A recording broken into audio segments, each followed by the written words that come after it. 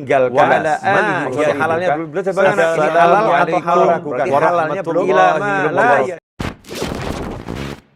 Bismillahirrahmanirrahim. Alhamdulillahirabbil alamin.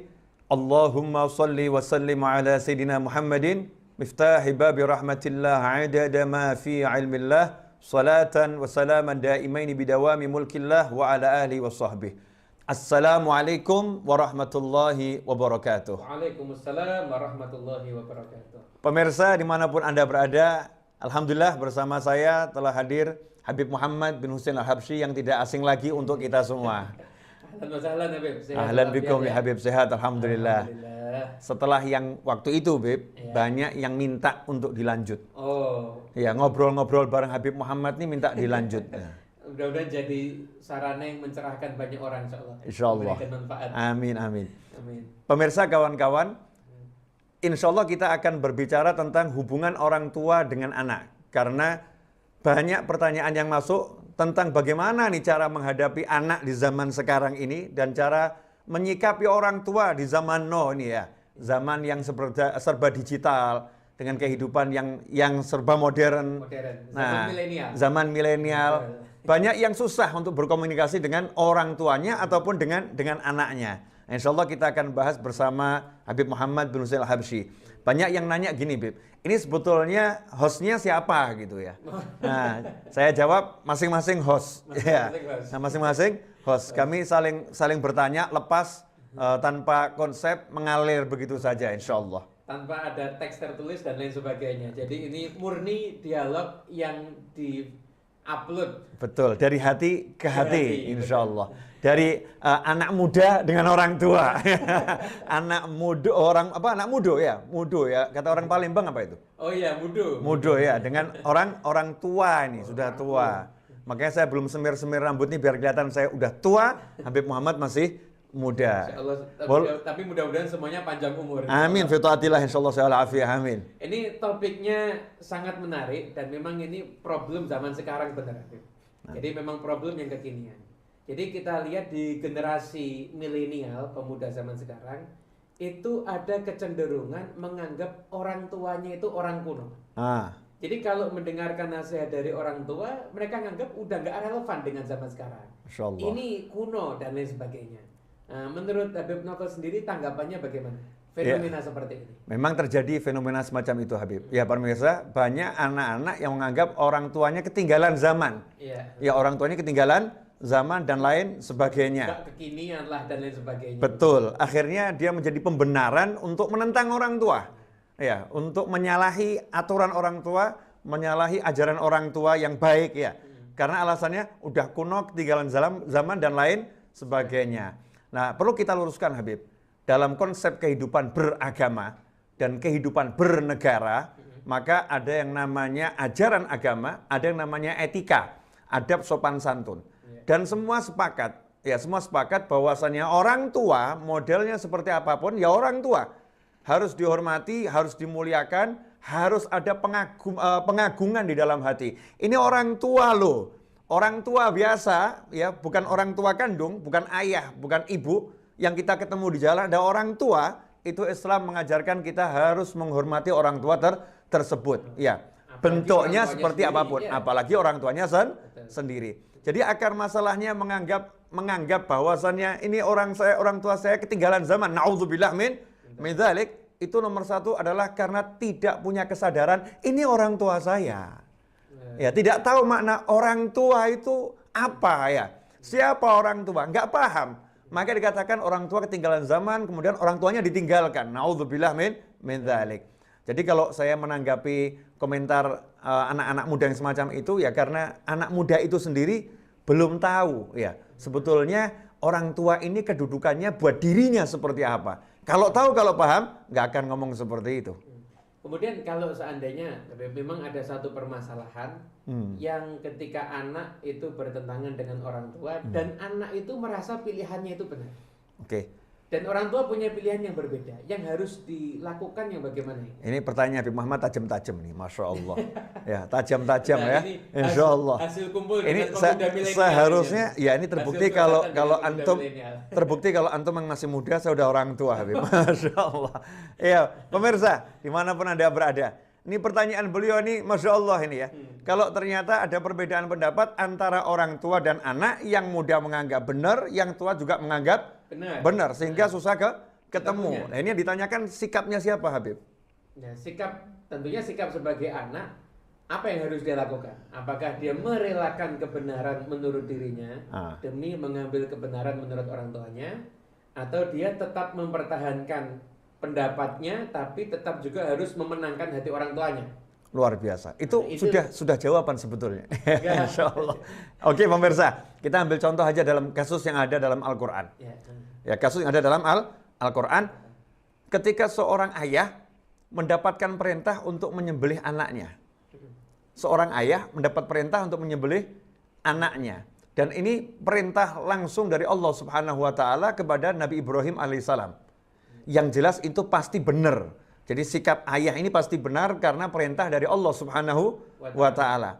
Tapi coba lihat apa yang dilakukan Nabi Ibrahim alaihissalam. Apakah beliau langsung mendatangi anaknya, kemudian menangkapnya, kemudian mengikatnya, kemudian menyembelihnya? Enggak. Hasya wa kalla, ya. Enggak mungkin beliau seperti itu. Yang terjadi adalah berkomunikasi. Dengan cara yang baik, dengan bahasa yang baik, berusaha untuk memahamkan anaknya. Ya, memahamkan anaknya, ini ada perintah dari Allah Subhanahu wa Ta'ala yang harus aku lakukan. Ini perintah Allah Subhanahu wa Ta'ala. Karena itu Nabi Ibrahim berkata dengan santun, "Ya bunayya, inni ara fil manami anni azbahuka fanzur madza tara." Ya bunayya, duhai anakku tercinta. Bukan ya waladi, bukan, tapi ya bunayya. Panggilan yang sangat lembut, yang sangat halus ya dari seorang ayah kepada anak. Ya bunayya. Menunjukkan kasih sayang. Nunjukkan kasih sayang. Jadi nomor satu, disentuh dulu hati anaknya. Komunikasinya harus benar dulu nih antara orang tua dan ayah. Sehingga kalau terjadi perbedaan karena komunikasi udah benar, nggak ada bersentigangan, nggak ada. Nggak ada kemudian seperti permusuhan, nggak ada. Ini berarti pola kesalahan yang ada saat ini adalah kurangnya komunikasi yang benar antara Betul. orang tua dan Komunikasinya kurang benar dan kurang baik. Karena yang dicontoh komunikasi yang ada dalam TV, dalam film ya.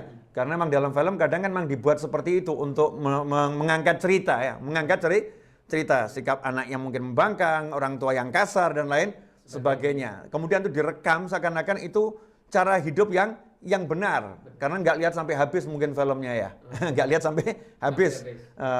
Cuma lihat mungkin sampai habisnya juga begitu ya. Atau mungkin begitu karena mungkin tidak ada timur ya, dan bukan ajaran dari ajaran Nabi Muhammad SAW, bukan dari keluarga yang berbangsa Indonesia mungkin ya, bukan beradat Nusantara dan bukan beragama Islam, ajaran Nabi Muhammad SAW, atau mungkin bahkan orang-orang yang tidak mengenal ajaran agama.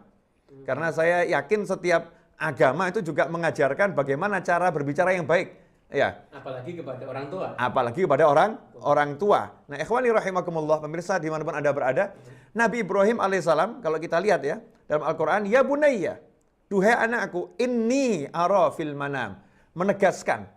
Yang diajak bicara anaknya pinter, anaknya cerdas.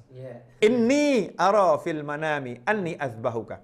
Aku bermimpi melihatmu, aku menyembelihmu. Aku bermimpi melihat diriku menyembelihmu. Anni azbahuka. Aku menyembelih dirimu. Jadi beliau tidak mengatakan aku diperintahkan Allah untuk menyembelihmu. Tapi aku bermimpi, aku menyembelihmu. Padahal Nabi Ibrahim sudah tahu arti mimpi itu adalah aku diperintah Allah menyembelihmu. Tapi beliau sederhanakan kalimat itu dengan sekedar mimpi.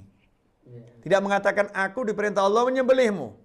Tapi beliau mengatakan aku bermimpi menyembelihmu. Artinya persoalan yang besar disederhanakan menjadi sebuah mimpi. Berarti sebenarnya perkara rumit, kalau komunikasinya benar jadinya mudah sebenarnya ya. Jadinya mudah.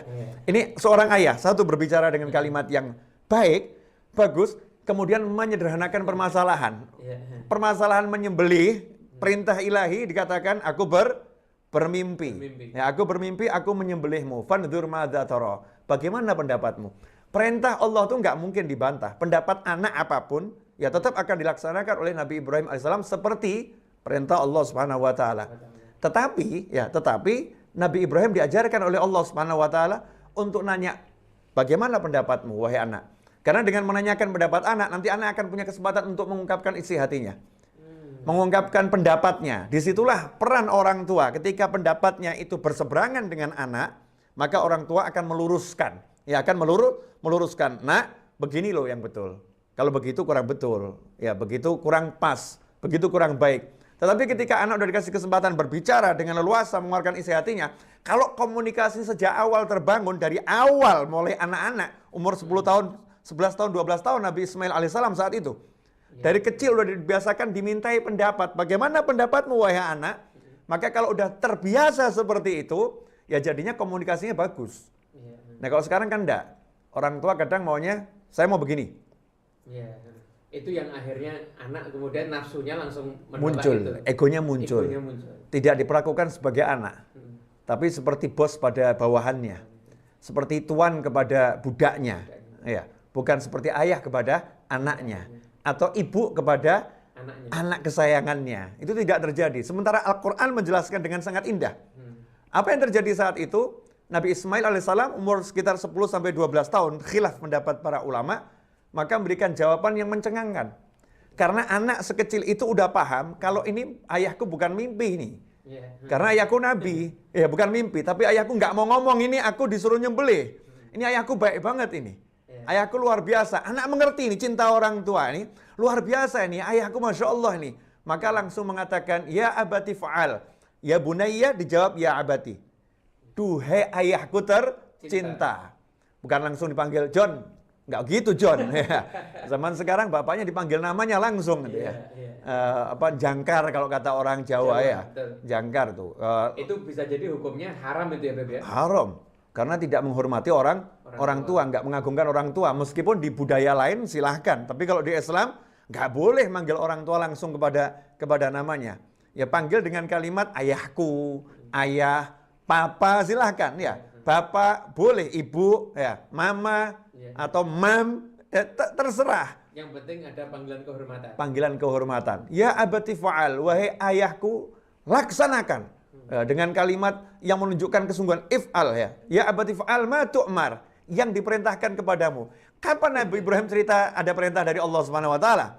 Belum padahal. Nabi Ibrahim nggak cerita. Nabi Ismail juga nggak ngomong Allah perintah. Karena santunnya pada Allah Subhanahu wa taala. Beliau mengatakan, ayah laksanakan yang diperintahkan kepadamu. Satajiduni, engkau insyaallah akan mendapatkan satajiduni insyaallah minas sabirin. Insya Allah engkau akan dapati aku termasuk dalam kelompok orang-orang yang sabar. Ayah jangan khawatir, no problem, aku nggak jadi masalah. Ayah tenang saja ayah, laksanakan ayah. Masya Allah, anak ini justru mendukung ayahnya untuk melaksanakan perintah Allah yang luar biasa besar. Sama, si anak menyederhanakan masalah yang gede itu menjadi kecil sekali. Laksanakan ayah perintah itu. Insya Allah aku orang sabar kok. Laksanakan perintah, saya sabar. Ya. Saya sabar insya Allah. Artinya dibuat ayahnya menyederhanakan, anaknya menyederhanakan. Sehingga semuanya jadi mudah. Tapi zaman sekarang enggak. Orang tuanya buat masalah gede, anaknya memperbesar. Anaknya memperbesar. Contoh Bib, ini contoh. Ya, kita ambil contoh kasus. Bapak nawarin calon buat anak. Nak, bapak ada calon suami buat kamu. Jawaban anaknya, bapak aja yang nikah sama dia. Atau mama yang nikah sama dia. Saya udah besar. Saya nggak mau diatur-atur. Saya mau cari jodoh saya sendiri. Masya Allah. Ini kan kalimat nggak enak ya. Kasar ini. Kasar. Ini komunikasinya kan nggak bagus. Ya nggak bagus. Tapi coba kalau dirubah kalimatnya. Ya, nak, ya. Kamu cantik, Masya Allah. Anak kesayangan papa. Nggak boleh sembarangan orang ambil kamu. Ya, papa akan carikan yang paling the best for you. Nah, terbaik. Nah, papa punya 10 calon nih. Kamu pilih yang mana? Jadi bapak jangan cuma ngasih cuma satu.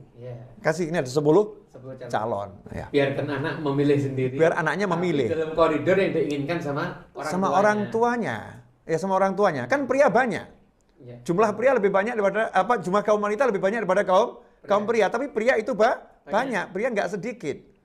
Jangan persempit anak kita hanya untuk satu orang. Ini ada 10, silakan pilih. Padahal yang kita pilih mungkin cuma paling cocok 1 atau 2 dari sekian banyak pilihan ini ya. Tapi anak udah paham, nggak mungkin yang itu dipilih, nggak mungkin yang itu dipilih ya.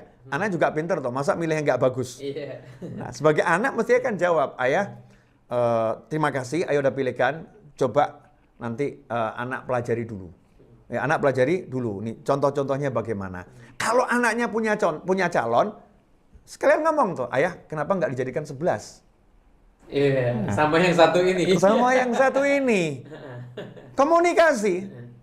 Akhirnya kan bisa ketemu. Iya. Ini biar yang 11 ini beradu ayah. Nanti kira-kira mana yang ayah sukai dan mana yang aku sukai, mana yang ibu sukai dan aku sukai. Insya Allah nanti akan ketemu. Bisa ketemu kalau komunikasinya bagus. Tapi sekarang komunikasi ini kan buntu. Buntu ya. Buntu.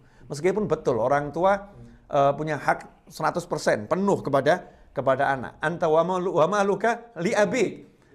Engkau dan hartamu milik orang tuamu. Engkau, jasadmu, ruhmu, nyawamu, semua milik orang tuamu. Hartamu milik orang tuamu. Tetapi Islam kan juga mengajarkan rahimallahu mura'an a'ana waladahu ala birrih. Rahimallahu mura'an a'ana waladahu ala birrih. Atau kama qala sallallahu.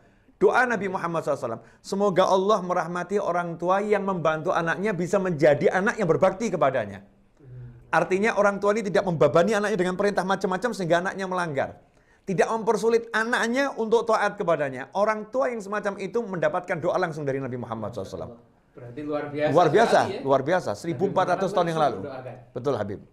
Jadi kembali ke masalah komunikasi. Sebenarnya komunikasi ini kalau kita lihat kan penting. Kayak orang misalkan nyuruh anak berhenti main, bilang jangan main atau mainnya nanti lagi, itu kan beda. Betul. Kemudian cara membangun komunikasi yang baik itu sendiri gimana, Habib? Menyiapkan waktu. Kalau saya lihat Al-Habib Ali bin Muhammad bin Sulaiman Habsyi rahimahullah, beliau mengajarkan hendaknya kalian duduk bersama anggota keluarga kalian. Bersama pasangan hidup, bersama anak. Misalnya saat makan.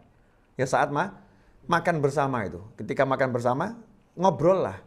Dan disunahkan oleh Nabi Muhammad SAW. Kalau lagi makan, hendaknya sambil berdiskusi, sambil ngobrol. Bukan ngunyah sambil berbicara, bukan. Tapi kalau jangan salah paham. Kalau makan sambil berbicara, artinya sambil ngobrol. Kalau makan seperti itu. Karena dengan makan, itu akan jadi obrolan santai. Ya obrolan santai sehingga terjalin komunikasi. Betul. Karena kalau ngobrolnya dalam keadaan perut lapar, bahaya nanti. Bahaya. Ya, gampang salah paham. Salah paham. Tapi kalau dia mulai ngobrol makanan yang enak, disisipkan dikit-dikit kan bisa. Bisa. Ya sambil, masa nggak bisa toh? Sambil ngobrol, sambil makan enak, disisipkan dikit-dikit. Kalau itu tiap hari, kayak itu tiap hari kan, ya Masya Allah. Ya, otomatis komunikasi yang baik akan terjalin dengan sendirinya. Lancar. Sekarang ini Habib, banyak orang tua yang bingung cara ngomong sama anak. Saya bingung, gimana cara saya bisa ngomong sama anak saya? Karena orang tuanya nggak pernah jadi kuda buat anaknya. Nggak pernah jadi hewan yang ditunggangi buat anaknya. Nabi Muhammad SAW, Sayyidina Hasan dan Husain, Rasul setiap kali pulang dari luar kota jauh, pergi ke masjid, sholat sunnah, kemudian keluar dari masjid, bukan ke rumahnya. Rumahnya dekat dengan masjid, jadi satu. Nggak ke situ Nabi Muhammad SAW, tapi ke rumah Fatimah Zahra radhiyallahu ta'ala anha, ke rumah putrinya. Mengecup kening putrinya, kemudian mencari Sayyidina Hasan dan Husain, cucu beliau sallallahu alaihi wasallam. Untuk apa? Untuk Rasul menjadi kendaraan yang ditunggangi. Ayo, naik ke punggung tuh. Dalam keadaan capek, letih, hilang tuh semua capek dan letih. Komunikasi bukan sekedar dengan berbicara, bahkan dengan bermain bersama. Ya, bermain bersama. Dibangun sejak kecil udah dibangun yang seperti itu. Karena sejak kecil dibangun yang seperti itu, maka sampai dewasa erat hubungannya. Nah sekarang enggak, bermain dengan anaknya enggak pernah, ngobrol dengan anaknya enggak pernah, anak juga enggak pernah ngajak orang tuanya bermain, anak enggak ngobrol sama orang tuanya, ngobrol dengan handphonenya. Ya, ngobrolnya dengan handphonenya. Orang tua ngobrol dengan handphonenya, anak ngobrol dengan handphonenya, sehingga hilang nih komunikasi. Bahkan ada sekarang komunikasi via aplikasi. Satu meja ini anak sama orang tua ngobrol pakai aplikasi. Ya Allah. Masya Allah. Berarti kalau sekarang orang tua beralasan begini, saya kan harus kerja, saya kan harus menghidupi anak. Tapi akhirnya kehilangan banyak waktu untuk bersama anak. Nah. Sebenarnya yang lebih prioritas itu yang mana? Walaupun dua-duanya kan penting. Iya. Pertanyaannya begini, menghidupi anak atau hidup dengan anak? Iya. Menghidupi anak hidup, tapi anaknya hidup nggak jelas. Iya. atau hidup dengan anak, insya Allah tetap bisa hidup. Ya. Tapi anaknya akan hidup dengan jelas. Dengan orang tuanya ya. Betul. Kasih Makanya sayang terasa. Islam membagi. Di Islam itu dibagi, sebetulnya nih kalau dijalankan betul cakep. Ibu itu tempatnya di rumah. Ibu tempatnya di rumah. Ayah tempatnya di luar. Artinya tempatnya di luar, ayah mencari nafkah. Ibu yang terus komunikasi sama anak, menjadi lisannya ayah. Ya, menjadi lisannya ayah. Nanti setelah orang tua itu pulang, baru bersama-sama melanjutkan komunikasi dan kegiatan bersama-sama. Tapi sekarang enggak. Ibunya keluar dari rumah, ayahnya keluar dari rumah, anaknya juga keluar dari rumah. Berarti masing-masing dengan alamnya sendiri. Alamnya sendiri. Ketika pulang semuanya udah lelah. Udah lelah, si anak udah lelah, capek, pengen hiburan. Mainnya pakai ya udah handphonenya. Ya, dengan smartphone-nya, dengan tabletnya dan lain sebagainya, dengan televisinya. Orang tuanya lelah juga sama. Dengan handphonenya, dengan YouTube-nya, ya. Dengan Instagram-nya, dengan WhatsApp-nya, dengan Facebook-nya, ya, dan dengan dunianya masing-masing. Suami juga begitu, pulang lelah. Ya, semua udah kelelahan. Maka ada cara hidup yang sekarang ini menurut saya sudah nggak seperti konsep hidup orang-orang tua dahulu. Orang-orang tua dahulu kita nggak bicara agama ya. Ini kita baru bicara konsep hidup orang tua dahulu. Budaya orang tua kita zaman dahulu nggak seperti itu. Yang namanya orang tua dulu itu punya komunikasi yang luar biasa dengan anaknya, indah ya. Makanya anak banyak bermain dengan orang tua, main dakon tuh dulu. Iya, macam-macam permainannya. Salah satu contohnya dakon. Mungkin anak zaman sekarang kasih tahu mau main dakon enggak bingung apa itu dakon, enggak tahu ya. Enggak tahu dakon. Ya. Jadi menjadi wanita karir memang enggak salah, namun karir terbaik bagi seorang wanita adalah menjadi istri yang solihah dan ibu rumah tangga yang baik. Betul, skala prioritas. Jadi orang nggak bisa milih semuanya. Harus ada skala prioritas. Bukan berarti wanita dipersempit geraknya ya. Kadang ada salah persepsi. Enggak seperti itu. Tapi kalau saya suruh milih membangun istana 10 istana, saya membangun manusia satu yang bisa membangun 200 istana.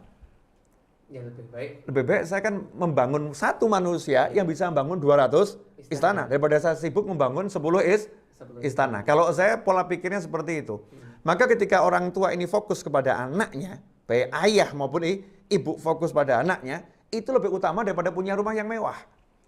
Lebih utama daripada punya mobil yang mewah.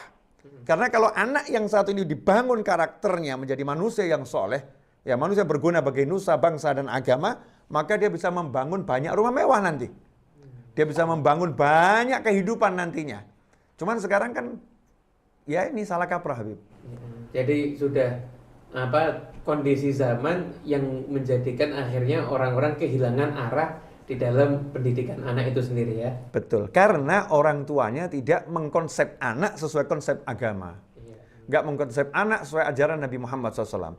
Nggak mengkonsep anak sesuai dengan ajarannya Allah Subhanahu wa Ta'ala. Sesuai dengan kepalanya masing-masing. Ya, nggak punya panduan. Ya, memang nggak salah juga. Karena nggak tahu sebetulnya. Nggak tahu. Ya, ini kesalahan kita. Yang tahu-tahu kurang memberitahu. Kurang memberitahu. Yang paham-paham kurang memahamkan. Karena kadang nggak dibahas. Konsep mendidik anak secara Islam itu seperti apa gitu. Secara Islami yang betul bagaimana cara mendidik anak. Sehingga kadang ibu mengambil konsep dari caranya orang-orang di luar Islam. Terlepas benar atau salah. Ya, terlepas benar atau salah. Setiap orang itu punya cara sendiri. Setiap orang punya cara sendiri. Kita nggak menyalahkan yang lain. Yang lain silakan. Mau punya cara A sampai Z, monggo kerso gitu ya, silakan. Tapi Islam punya cara sendiri. Punya cara sendiri, konsep sendiri. Ini konsep yang udah pasti benar, konsep langit. Mestinya ini yang kita pakai. Tapi terkadang enggak. Yang lebih diutamakan konsep-konsep di luar konsep Islam.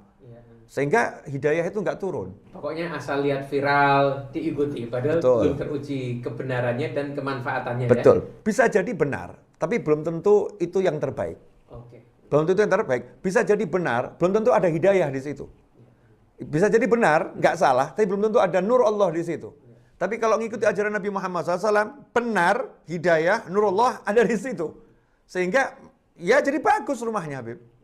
Berarti dalam membangun rumah tangga selain ikhtiar zahir, kita pun juga harus mempersiapkan ikhtiar batin kita juga ya, Bebe. Nah, Dengan wajib. kita mengikuti ajaran Nabi, di situ akan ada cahaya Allah, ada keberkahan, banyak doa-doa yang ada di situ. Kemudian langkah yang harus dilakukan sekarang gimana, Beb? Kalau ada orang tua yang sudah sekian lama komunikasinya buruk, ya ayahnya, ya ibunya, anaknya, untuk memulai lagi terkadang berat. Ini langkah yang harus dilakukan gimana? Kadang-kadang anaknya udah terlanjur nakal, udah terlanjur nggak mau dengerin orang tuanya. Ini langkah yang harus dilakukan, ya mulai membangun komunikasi itu, atau ada ikhtiar-ikhtiar lain lagi Iya. mungkin yang bisa dilakukan. Permasalahannya sederhana, jawabannya yang panjang, Habib. Jawabannya panjang, pemirsa ya. Kenapa? Karena masalahnya komunikasi udah terlanjur hancur nih.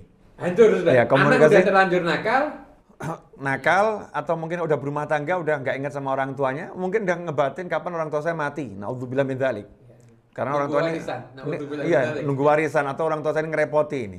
Ya, Ya, ngerepoti. Ini selalu mengganggu ketenangan rumah tangga saya. Masya Allah, ini orang tua saya ini selalu mengganggu ketenangan rumah tangga saya. Membuat istri saya marah terus nih orang tua saya. Masya Allah. Naudzubillah min dzalik. Ini suatu kalimat yang membuat langit bergoncang. Goncang dengan amarah para malaikat ya. Goncang dengan amarah para malaikat. Amarah Allah Subhanahu wa taala. Kalau sudah terlanjur hancur nih komunikasi, caranya membangun bagaimana?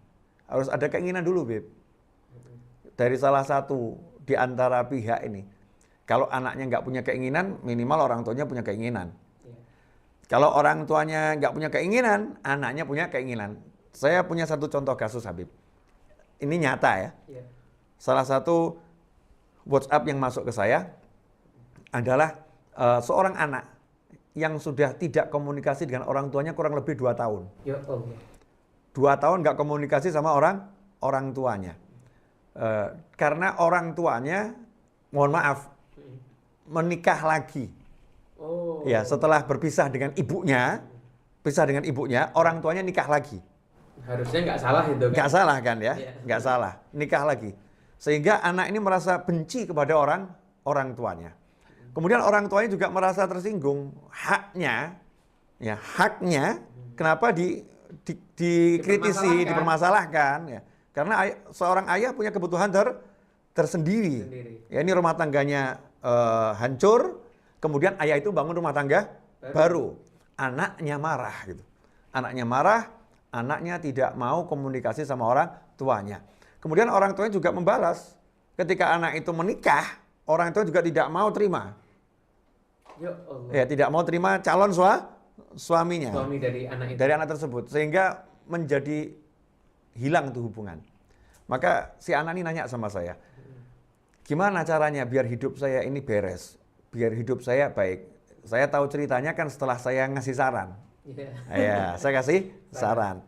Ini anak nggak ada will awalnya ya. Orang tua nggak ada will, nggak ada keinginan ya. Iya. Orang tua nggak ada keinginan, anak nggak ada keinginan, orang tua nggak ada keinginan, komunikasi hancur, hilang.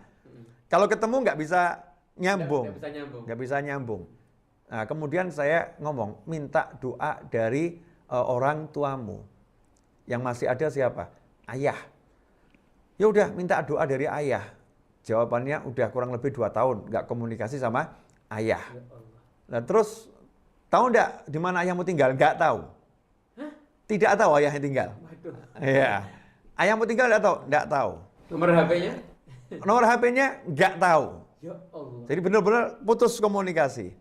Akhirnya saya bilang, kalau mau hidupmu berkah, ya mau hidupmu semua membaik, mulai dari yang paling dasar ini, perbaiki hubungan dengan orang tua. Cari sampai ketemu alamatnya, nomor teleponnya, ya hubungi. Ya nanti kalau saya telepon nggak mau angkat, nggak mau terima, nggak mau ini, nggak usah mikir gitu. Minta sama Allah Ta'ala. Minta sama Allah Ta'ala, tunjukkan kesungguhanmu pengen memperbaiki hubungan dengan orang tua. Dengan awali minta maaf. Ya, minta maaf. Itu paling Apapun, pentingnya ya ya. paling penting, apapun wujudnya itu ayahmu gitu. Iya. Itu ayahmu, tanpa ayahmu kamu nggak ada. Nggak ada, ini mau bayar apa nih? Kita jadi ada karena orang tua ini mau bayarnya pakai apa ini? Nggak bisa dibayar dengan apapun. Ini ayahmu, minta maaf dulu. Akhirnya berapa hari kemudian WA lagi. Alhamdulillah Habib, nomor orang tua saya udah ketemu. dan sudah saya telepon dan saya sudah minta maaf dan ayah saya sudah memaafkan. Alhamdulillah. Nanti saya akan cari rumah ayah saya ketika saya sudah bisa kembali ke Indonesia karena dia juga bekerja di luar negeri. Saya akan cari rumah orang tua saya akan silaturahim dengan orang tua saya. Saya bilang itu awal yang sangat baik. Ini ada will, anaknya ada keinginan. Ketika anak ada keinginan, ingat wahyunya Allah Ta'ala. Walladzina jahadu fina lanahdiyannahum subulana wa innallaha lama'al muhsinin. Gak ada kata yang mustahil. Ketika seorang sungguh-sungguh berjuang di jalan kami, berjuang untuk taat, berjuang untuk tobat, kata Allah Subhanahu wa taala, lanahdiyannahum subulana. Pasti kami sungguh akan tunjukkan jalan-jalan kami yang banyak. Wa innallaha lama'al muhsinin. Dan sungguh Allah pasti bersama orang-orang yang berbuat baik. Dalam tafsir yang lain, dan sungguh Allah akan menjadikan orang-orang yang berbuat baik itu bercahaya. Ya, menjadi bersinar terang benderang. Kalau ada keinginan dari salah satu, maka akan mudah. Ada keinginan ya, ada keinginan. Nomor satu ada keinginan. Yang kedua cara. Ketika keinginannya ada, cara ya. Caranya harus benar. Ya, caranya dengan awal merendahkan diri. Hilangkan perbedaan, cari kesamaan dulu.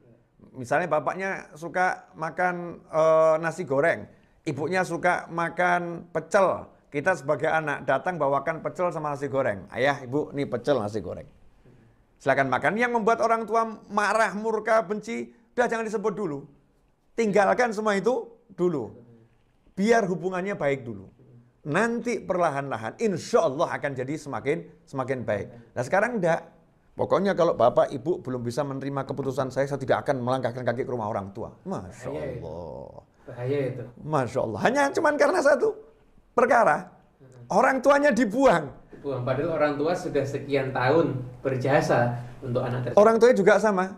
Kalau selama kamu belum meninggalkan yang satu itu, padahal bukan urusan yang apa namanya? Yang urgent. Urgent ya. Bukan urusan yang kira-kira memang oleh agama sangat dibenci, enggak. Tapi mungkin beda pilihan, beda persepsi. Ya. Orang tua mengatakan selama kamu masih seperti itu, maka ayah ibu tidak akan mau terima kamu. Ya. Tapi bukan niatnya menghukum, bukan niatnya untuk membuat jerah, bukan. Niatnya memang benci, marah, ya, nggak mau punya anak seperti itu lagi. Maka itu lebih besar dari semua kejahatan yang dimiliki anak. Ya Allah. Iya, lebih besar dari semua kejahatan yang dimiliki anak. Karena begitu orang tua ngomong seperti itu, anak itu menjadi anak durhaka.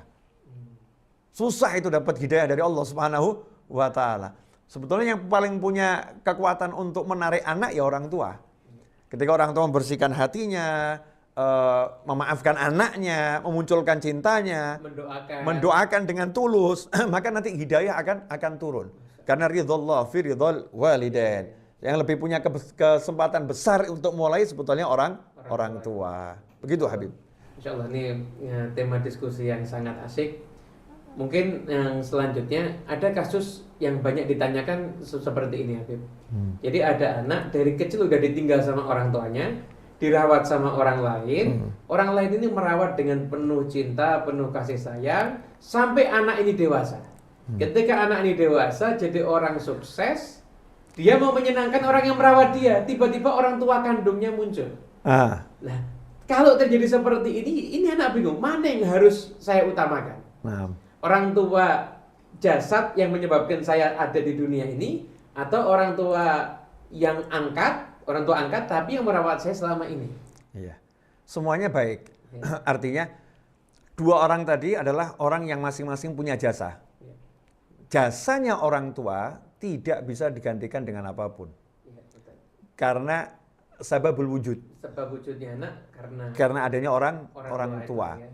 Artinya kalau dia durhaka kepada orang tua asuh, itu cuman judulnya orang yang tidak pandai balas budi. Tidak pandai balas budi. Tapi kalau durhaka sama orang tua, bukan tidak pandai balas budi lagi. Di atasnya, karena budinya orang tua nggak bisa ditimbang dengan apapun. Sababul wujud ya, sebab adanya. Kalau yang tadi kan cuma merawat bangunan. Ya. Kalau ini yang menjadikan bangunan itu ada. Ya. Makanya nilainya pasti lebih besar. Lebih besar. Ya. Nah, makanya gimana caranya? Ya, utamakan orang tuamu. Utamakan orang tuamu. Ini bahkan di jalan, apalagi ketemu. Udah lama nggak ketemu, alhamdulillah dipertemukan sama Allah SWT. Persepsi ini dibangun yang positif. Ya. Bukan Berarti katakan saya punya kesempatan berbakti. berbakti. Iya. Kemudian yang punya yang membesarkan ya hormati, muliakan, agungkan, balas jasanya. Tetapi orang tuamu ini kalau sampai kamu hilangkan, kamu buang, jangan-jangan menjadi dosanya orang yang merawat kamu. Iya, betul. Berarti yang merawat kamu nggak ngajarin kamu untuk berbakti sama orang tua. Bahkan kalau sampai yang merawat mengatakan, kamu pilih dia ya. Dia nggak pernah merawat kamu loh. Dia nggak pernah ngurus kamu loh. Aku loh yang besarkan kamu. Itu bahaya itu. Ini bahaya. Ini berarti nggak baik orang itu. Orang itu nggak baik. Kalau dia baik nggak akan seperti itu. Dia akan katakan, saya cuma besarkan kamu, tapi itu orang tuamu loh. Hormati, hargai, muliakan. Masa lampaunya sudah selesai. Berarti di momen-momen seperti itulah kekuatan iman harus lebih kita utamakan dibanding kekuatan akal ya. Betul. Kalau logikanya kan ini kan yang rawat saya, tapi bagaimanapun juga Allah udah ngatur orang tua itu sebab wujud. Kemudian berarti anak itu tetap jadi harus bisa memenangkan hati keduanya, namun mengutamakan orang tua yang jadi sebab wujudnya dia yaitu orang tua kandungnya. Betul. Artinya dalam prakteknya dia harus bisa betul-betul menjaga hati semua orang, bukan cuma orang tua ya. Hati semua orang itu kan harus dijaga ya. Mudaratun nas kalau orang bilang ya, menjaga hati masyarakat. Ini kan bagian dari ajaran agama yang luar biasa. Bagaimana menjaga hati semua orang agar semua orang senang, dan tidak mungkin semua orang senang, tapi upayanya seperti itu. Itu yang harus dilakukan, apalagi terhadap orang tua dan orang yang berjasa membesarkan. Tentunya senangkan orang tua tanpa harus melukai orang yang membesarkan kita selama ini. Tapi jangan sampai bisa dimenangkan dua-duanya. Jangan sampai karena ingin menyenangkan hati orang yang merawat, justru akhirnya melukai orang tua. Misal begini Habib, setelah 20 tahun atau 30 tahun orang tuanya datang mengetuk pintu rumah, Assalamualaikum, ya, nak saya orang tuamu, maafkan saya, selama ini saya kehilangan jejak kamu, saya nggak mau tahu, kamu nggak pernah besarkan saya, kamu nggak pernah cari saya, atau seperti kalimatnya, itu kalau dijadikan film, Bib, penonton akan menganggap ini durhaka ini, dan akan menganggap ini orang tua sudah sadar, hati penonton akan dimenangkan oleh siapa? Orang tua. Memenangkan orang tuanya. Dilihat seperti itu. Karena orang tua ini mau datang, mau cari, berarti ada penyesalan. Kalau dia punya salah seperti apapun, ada penyesalan. Dan itu harus dihargai. Ya, harus dihargai, bukan justru akhirnya ditolak. Dan anak harus menganggap ini anugerah. Alhamdulillah sekarang saya punya 2 orang tua. Ya, ternyata orang tua kandung saya masih hidup dan saya punya orang tua angkat. Menyenangkan sekali Allah kasih saya anugerah yang luar biasa. Tapi ya itu, pola pikir yang berpikir positif. Ya, jadi justru dengan kehadiran orang tua kandungnya dia itu adalah rahmat Allah untuk dia karena dia sekarang punya pintu surga. Betul. Orang yang kalau disenangkan hatinya maka dia akan mendapatkan keridhaan Allah Subhanahu wa taala. Alhamdulillah. Saya sampai kita Beb, ngobrol ini lupa loh. Ini kalau kita ini ada pemirsa ini ya. Pemirsa maaf. Maaf pemirsa. Mohon maaf sebesar-besarnya. Ini saya lagi menikmati Habib Muhammad ini ya. Sehingga lupa pada dunia dan yang lain ini. Dan yang lainnya. Masya Allah. Ini sudah cukup panjang tema ini kita kaji agar penonton kangen sama kita, Beb. Dan ditunggu episode-episode berikutnya. Masya Allah. Nanti kita akan bahas-bahas lagi tentang banyak hal. Jadi hubungan dengan mertua gimana? Boleh. Tapi sebelum antum mengakhiri, Beb. Ya, ini saya melihat gelagat Beb Muhammad melarikan diri. Sebenarnya lagi cari alasan ini. Belum cari alasan mau melarikan diri ini. Memang mahal, waktunya mahal. Sabar Habib, sabar dikit lagi. Oh iya, dikit lagi. Oke. Saya penonton biar apa namanya kali ini agak terpuaskan. Nanti ketika hampir puas kita potong. Oke. Insyaallah. Masih ingat dialognya Nabi Daud dan Nabi Sulaiman, Habib? Yang mana? Ayah, anak. Nabi Daud itu ayah. Nabi Sulaiman itu anak. Ketika Nabi Daud sebagai raja memutuskan satu hukum, Nabi Sulaiman punya pandangan yang lebih bagus. Ya, pandangan lebih bagus. Nabi Daud pandangannya ya seperti itu. Menurut Nabi Sulaiman ini pandangannya kurang adil. Ya kurang adil. Bukan salah ya. Tapi menurut pandangan Nabi Daud itu yang paling benar saat itu. Akhirnya Allah yang memutuskan fafahamnaha. Sulaiman diberi pemahaman yang lebih. Bagaimana cara Nabi Sulaiman AS untuk ngomong ke ayahnya? Nah, itu di Al-Quran kan dijelaskan bagaimana caranya. Kalau di tafsir kita lihat, ternyata setelah Nabi Daud AS memutuskan hukum kepada 2 orang yang berselisih karena kebunnya dimakan oleh kambing ya, kambing hewan ternak dari tetangganya itu kan. Kemudian Nabi Daud memutuskan suatu hukum, Nabi Sulaiman punya pandangan yang berbeda. Maka Nabi Sulaiman AS mengatakan bahwasanya kalau menurut saya, nggak ngomong ke ayahnya, ya ngomong ke orang ini, kalau menurut saya bagusnya seperti ini. Tapi ngomong sama orang yang akan nyampe ke ayahnya, akan nyampe ke ayahnya. Orang tersebut akhirnya ngomong kepada ayahnya, anakmu Sulaiman punya pandangan yang berbeda sama kamu, pandangan yang bagus itu. Jadi saking lembutnya anak ini tidak mau mengguri orang tuanya, ngomong kepada orang lain yang dipercaya sama orang tuanya. Yang dipercaya sama orang tuanya. Ini sebenarnya baru mau saya tanyakan ini. Cara anak untuk menasehati orang tua ketika orang tua keliru, misalkan, orang tua nggak sholat, atau orang tua punya kebiasaan buruk yang dinyatakan buruk menurut syariat. Ya. Cara anak menyampaikan kepada orang tua gimana? Ini sudah terjawab satu, jangan secara langsung berarti kan? Betul. Berarti kan lewat orang lain atau mungkin anak pura-pura dengerin ceramah yang berkaitan dengan itu di depan orang tuanya. Insya Allah. Dan menariknya, Habib, Nabi Daud ini kan nabi, ya. Raja dan nabi. Orang tua yang lebih berpengalaman dari anaknya.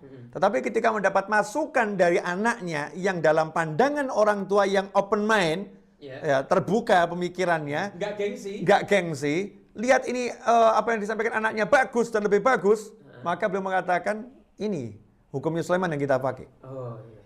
Belum jadi raja udah ilmunya dipakai oleh ayahnya.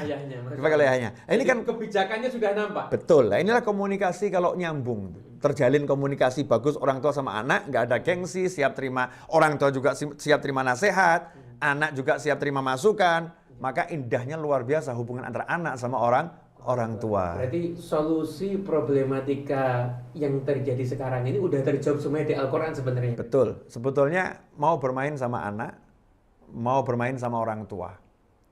Ya, mau bermain sama anak, mau bermain sama orang tua, itu kunci hubungan orang tua dan anak yang terbaik.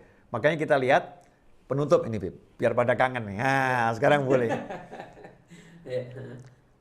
Kalau kita lihat Nabi Muhammad SAW selalu mencuri waktu di tengah semua kesibukan beliau. Sallallahu alaihi wasallam, beliau mencuri waktu untuk apa? Untuk selalu dekat dengan anak dan cucunya. Ya, dekat dengan anak dan cucu beliau Sallallahu alaihi wasallam. Mencuri waktu itu karena saking sibuknya beliau masih usaha untuk menyempatkan ya. Betul. Nah, contoh misalnya ketika beliau pergi bersama sahabat untuk urusan dakwah, semua gerak diam Nabi SAW adalah dakwah, menyuruh manusia ke jalan Allah Taala, mengundang manusia ke jalan Allah Subhanahu Wa Taala. Ketika keluar bersama sahabat, lihat Sayyidina Hasan dan Husain, cucu beliau berdua ini lagi bermain-main di jalanan, di pinggir jalan, seperti anak-anak yang lainnya di masa itu, berlari-lari gitu, kejar-kejaran. Nabi Muhammad SAW mengatakan kepada para sahabatnya, silahkan kalian jalan duluan. Kemudian beliau menghampiri cucunya dan merenggut cucunya dari teman-temannya saat itu, karena Rasul menjadi seperti temannya. Rasul menurunkan usianya, menurunkan pangkatnya, beliau menjadi anak-anak. Ya, beliau berlari, ayo ke sana kejar sini, sehingga teman-teman Hasan dan Husain pun menganggap ini ada teman baru, ya ada teman baru, ikut seperti itu, ikut kejar-kejaran, berusaha menubruk ya. Akhirnya apa? Berusaha menangkap. Setelah merasa cucunya udah puas dan beliau juga udah puas, maka beliau pun akhirnya menangkap keduanya dan memeluknya dengan erat SAW dan mengatakan, ya Allah, aku mencintai keduanya, cintailah orang yang mencintai keduanya. Sallallahu alaihi wasallam. Ikhwani rahimakumullah ya. Itu contoh. Kemudian ketika tadi saya katakan pulang dari pergi jauh capek, beliau menyempatkan langsung ke rumah putrinya. Ya, ke rumah putrinya untuk ketemu putrinya dan ketemu cucu beliau sallallahu alaihi wasallam. Kemudian kita lihat beliau membangun bagaimana caranya beliau ketika makan makanan yang enak. Beliau katakan kepada Abu Ayyub Al-Ansari radhiyallahu anhu, ya ini Fatimah belum makan kelihatannya 3 hari ini. Kirimkan nih ke rumah Fatimah. Kirimin makanan ke rumah putrinya. Perhatian nih. Ini kan komunikasi yang luar biasa. Kemudian kalau kita lihat bagaimana ketika ketemu Nabi SAW dengan Fatimah. Rasulullah mengecup kening Fatimah radhiyallahu anha, Sayyidah Fatimah mengecup kening Nabi Muhammad SAW. Kemudian kalau gilirannya Rasul ke rumahnya Sayyidatuna Fatimah, Rasulullah digandeng oleh putrinya, digandeng tangannya, didudukkan di tempat yang paling disukai. Kalau Nabi SAW itu lagi di rumah Fatimah radhiyallahu anha yang datang ke rumah Rasulullah SAW, maka saat itulah Rasulullah yang menggandeng di pintu dibuka, langsung dihampiri di depan pintu, nggak duduk menunggu. Rasulullah SAW bangkit menghampiri putrinya, mengecup keningnya, menggandeng tangannya, kemudian didudukkan di sampingnya di tempat yang paling mulia.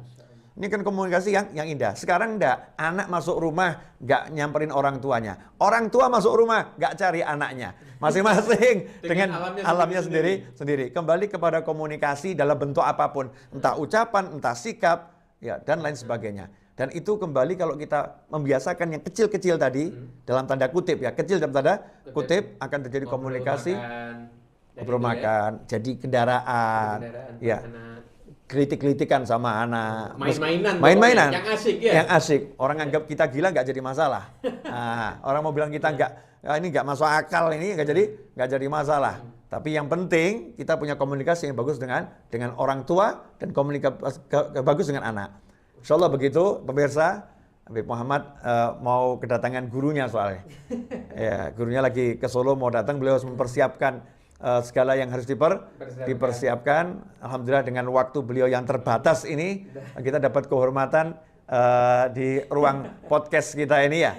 Dapat kehormatan untuk membahas masalah yang luar biasa. Jazakumullah khairan Habib. Insya Allah nggak bosan ya. Oh enggak, kita bosan, terima kasih atas ilmu-ilmunya. Saya mewakili pemirsa ini. Jadi saya lagi jadi hostnya untuk sementara ini. Jadi saya mewakili pemirsa yang mendapatkan banyak pencerahan, mendapatkan banyak nasihat, mengucapkan terima kasih banyak. Semoga Allah memberikan panjang umur untuk Habib Novel, semua hajatnya kabul, dan kita bisa selalu mendapatkan ilmu-ilmu dari Habib Novel. Amin, sama-sama, amin. Wa antum kadzalik wa iyyakum ya Habib.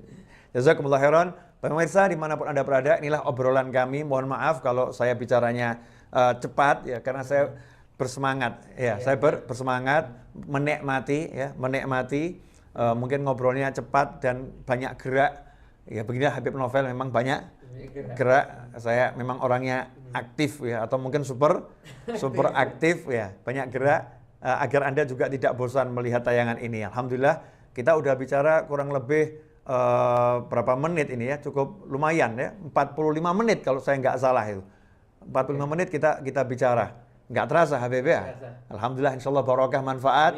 Mudah-mudahan siapapun yang menyaksikan tayangan ini bisa menjalin komunikasi yang lebih bagus dengan orang tuanya dan anaknya, dan kami juga bisa membangun komunikasi yang jauh lebih bagus dengan orang tua kami dan anak-anak kami. Jazakumullah khairan, semoga berkah manfaat. Mohon maaf atas segala kekurangan dan kesalahan. Insya Allah kita bertemu lagi dalam episode selanjutnya dalam keadaan yang lebih baik. Jazakumullah khairan. Wassallallahu ala sayyidina Muhammadin wa alihi wasallam. Walhamdulillahirabbil alamin. Wassalamualaikum warahmatullahi wabarakatuh. Waalaikumsalam warahmatullahi wabarakatuh. Makasih Habib. Masya Allah.